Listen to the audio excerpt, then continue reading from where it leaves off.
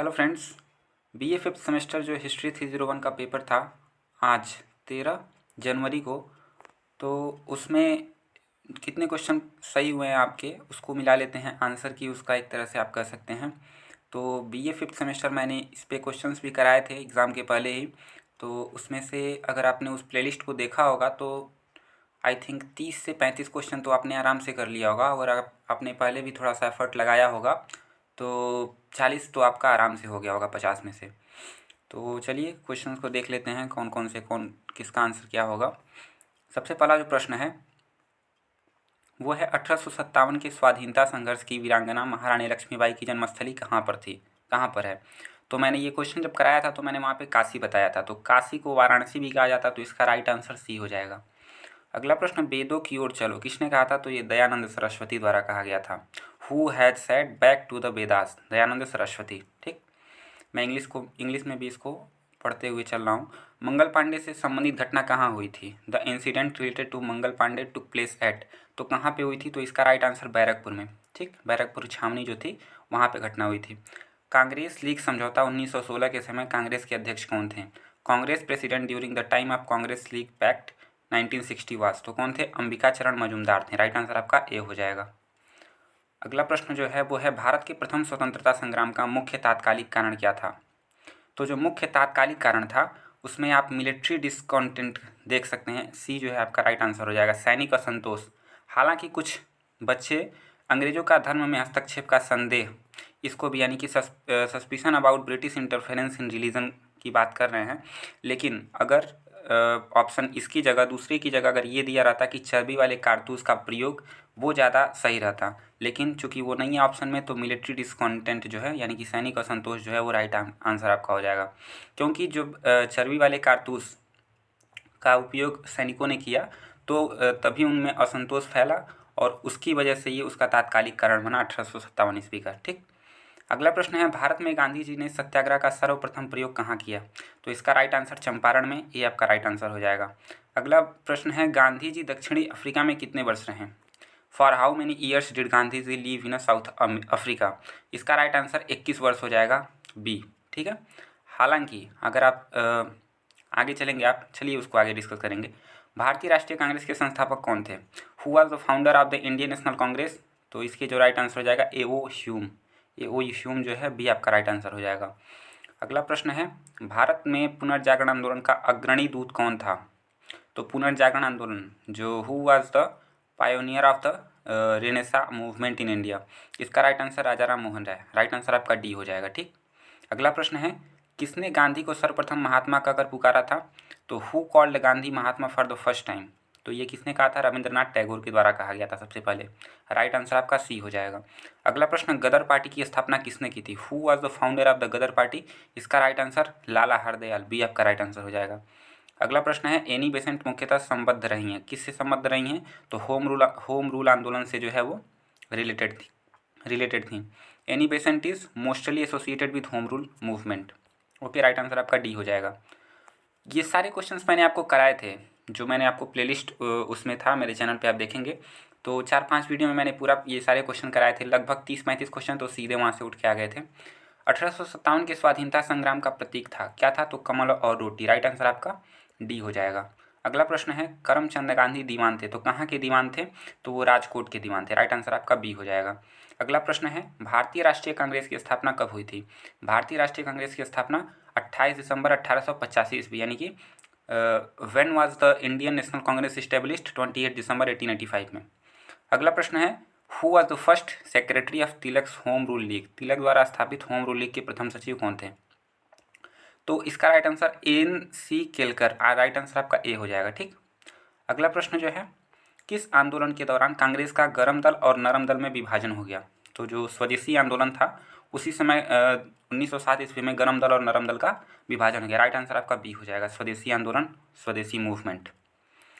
Who was the leader of 1857 struggle for freedom इन लखनऊ, तो लखनऊ से कौन 1857 की क्रांति में लड़ रहा था, नेतृत्व कौन कर रहा था, तो बेगम हजरत महल। राइट आंसर आपका सी हो जाएगा, जो लखनऊ से लड़ रही थी वो थी बेगम हजरत महल। ओके, अगला प्रश्न देखते हैं, कांग्रेस के प्रति कर्जन की नीति क्या थी। तो कांग्रेस की जो प्रति कर्जन की नीति थी वो इसका अस्तित्व समाप्त कर देना चाहता था। To end its very existence. Right answer आपका बी हो जाएगा, इसका अस्तित्व समाप्त कर देना चाहता था। अगला प्रश्न, निम्नलिखित में से कौन उग्रवादी नेता थे। Who among the following was an extremist leader. तो इसका राइट आंसर सी हो जाएगा, अरविंद घोष। मैंने जब आपको बताया था पिछले वीडियो में, जब मैंने इसके लिए वीडियो दिया था, तो मैंने आपको बताया था कि आपको उग्रवादी नेताओं में 4 नाम आपको याद रखने हैं, लाल बालपाल और अरविंदो घोष। तो देखिए यहाँ से क्वेश्चन आ गया था, अरविंदो घोष जो थे वो इसमें, लाल बालपाल तो है नहीं, तो अरविंदो घोष इसका राइट आंसर हो जाएगा। ठीक, अगला प्रश्न है, गांधी के नाम के पहले महात्मा किस जोड़ा गया था। तो कब जोड़ा गया था। तो चंपारण सत्याग्रह के दौरान जो है गांधी के नाम के पहले महात्मा जोड़ा गया था। राइट आंसर आपका ए हो जाएगा इसका। ओके, अगला प्रश्न है, 1857 का प्रथम स्वतंत्रता संग्राम असफल हुआ क्योंकि। तो इसमें चारों ऑप्शन सही हैं, उपयुक्त सभी इसका राइट आंसर हो जाएगा। ठीक, डी। अगला प्रश्न देखते हैं, भारतीय राष्ट्रीय कांग्रेस का प्रथम मुस्लिम अध्यक्ष कौन था। तो प्रथम मुस्लिम अध्यक्ष अगर भारतीय राष्ट्रीय कांग्रेस की बात करें, the first Muslim president of Indian National Congress was Badruddin Tyab ji. Right answer आपका डी हो जाएगा, बदरुद्दीन तैयब जी। अगला प्रश्न देखते हैं, यंग बंगाल आंदोलन का प्रमुख नेता कौन था। तो इसका राइट आंसर जो है वो हो जाएगा हेनरी विवियन डेरोजियो। इसका राइट आंसर बी हो जाएगा, हेनरी विवियन डेरोजियो। अगला प्रश्न है, अभिनव भारत का संगठन किसने किया। इसका right answer Vinayak Damodar Savarkar. Who organized Abhinav Bharat. तो विनायक दामोदर सावरकर। राइट आंसर आपका बी हो जाएगा। अगला प्रश्न देखेंगे, इंडियन नेशनल कांग्रेस की प्रथम महिला अध्यक्ष कौन थी। तो इंडियन नेशनल कांग्रेस की जो पहली महिला अध्यक्ष थी वो थी श्रीमती एनी बेसेंट। यहाँ पे बहुत बच्चे कंफ्यूज भी होंगे कि पहली जो भारतीय महिला अध्यक्ष थी वो सरोजनी नायडू थी, लेकिन वो भारतीय थी। और अगर केवल प्रथम महिला अध्यक्ष पूछ रहा है तो यहाँ पे राइट आंसर जो है वो एनी बेसेंट होगा। ठीक, राइट आंसर आपका सी हो जाएगा। अगला प्रश्न है, मुस्लिम लीग की स्थापना हुई थी, कब हुई थी मुस्लिम लीग की स्थापना। सॉरी, यहाँ पे कहाँ हुई थी। तो ढाका में हुई थी, ये आपको पता है, डी आपका राइट आंसर हो जाएगा, 27 का डी। नेक्स्ट प्रश्न देखते हैं, निम्नलिखित में से मुस्लिम लीग की स्थापना किसने की थी। Who among the following was founder of Muslim league. तो यहाँ पे स्थापना की बात कर रहा है, तो नवाब सलीमुल्लाह खां जो थे वो उन्होंने स्थापना की थी। राइट आंसर आपका डी हो जाएगा, ये भी क्वेश्चन मैंने कराया था। अगला प्रश्न है, कांग्रेस के सूरत विभाजन के समय अध्यक्ष कौन थे। तो कांग्रेस का जब सूरत विभाजन हुआ था उस समय अध्यक्ष कौन थे। इसका राइट आंसर आपका सी हो जाएगा, रास बिहारी घोष। ठीक है, यहाँ पे घोष और बोस में कन्फ्यूजन होगा कई लोगों को, इसका राइट आंसर सी होगा, रास बिहारी घोष थे उस समय अध्यक्ष। अगला प्रश्न, निम्न में से किस आंदोलन से गांधी जी संबंधित नहीं थे। किस आंदोलन से संबंधित नहीं थे। तो स्वदेशी आंदोलन जो कि 1905 में हुआ था, सॉरी 1907 में जो हुआ था। तो स्वदेशी आंदोलन उस समय गांधी जी तो अफ्रीका में थे, तो उस समय वो गांधी जी नहीं थे इसमें। राइट आंसर आपका ए हो जाएगा। ठीक, अगला प्रश्न देखते हैं, धन निष्क्रमण सिद्धांत यानी कि the drain theory of propounded by किसके द्वारा दिया गया था। तो दादा भाई नौरोजी के द्वारा दिया गया था, बी आपका राइट आंसर हो जाएगा। अगला प्रश्न देखेंगे, बंगाल विभाजन करने वाला गवर्नर जनरल कौन था। The governor general who partition Bengal. तो आपको पता होगा कर्जन ने किया था बंगाल विभाजन। राइट आंसर आपका ए हो जाएगा।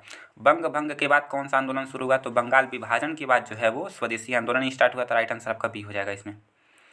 अगला प्रश्न देखते हैं, स्वदेशी आंदोलन के दौरान राष्ट्रीय शिक्षा परिषद का गठन हुआ। ड्यूरिंग द स्वदेशी movement national council of education was established in. तो ये 1906 में हुआ था। ठीक है, ये प्रश्न भी मैंने कराया हुआ है 1906 में। ठीक, 1857 के विद्रोह में बिहार का नेतृत्व किसने किया। Who lead the revolt of 1857 इन बिहार। तो बिहार में कुंवर सिंह थे जिन्होंने नेतृत्व किया था, लीड किया था। अगला प्रश्न देखेंगे, 36, सर्वप्रथम बंगाल में बहिष्कार का सुझाव किसने दिया था। तो बंगाल में जो बहिष्कार का सुझाव है वो कृष्ण कुमार मित्र ने दिया था। Who first suggested the idea of boycott in Bengal. इसका राइट आंसर आपका बी हो जाएगा, कृष्ण कुमार मित्र।